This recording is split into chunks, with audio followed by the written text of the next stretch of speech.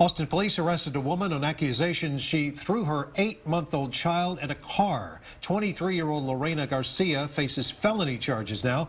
Police say it all stemmed from an argument with the baby's father.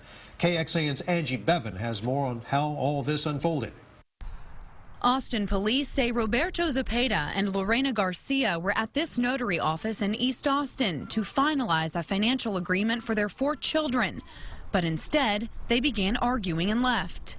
Court documents say Zepeda got in his truck, and when he was pulling out of a parking spot, Garcia began hitting his windows.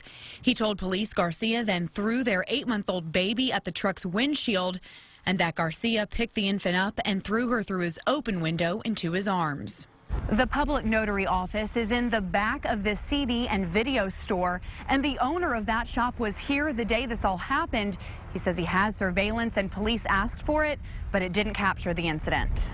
Even though he couldn't see what happened in the parking lot, Jorge remembers how it started. She got angry and she's walked out. He says the area used to have some problems with drugs and theft, but this was very different. Nothing really like that had happened before. I was like shocked, you know.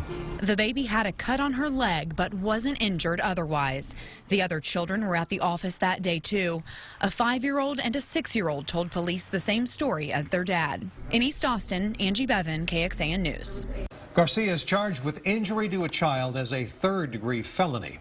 We wanted to know why the charge against Garcia is a lower felony, so we looked at Texas law, and we found there's just one standard for children under the age of 14, and it is based on the injuries and intention. Despite the fact police say Garcia intentionally threw the baby, the little girl was not seriously hurt.